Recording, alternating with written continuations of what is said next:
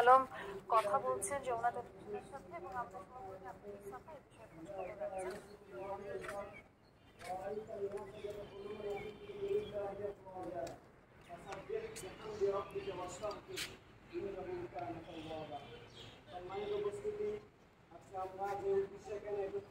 খোঁজ খবর রাখছেন।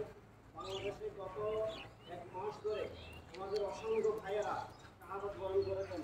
নিজের সর্বোচ্চ নিজের তাজা রক্ত দিয়ে এই বাংলার জমিনে নতুনভাবে স্বাধীনতা ফিরিয়ে এনেছেন।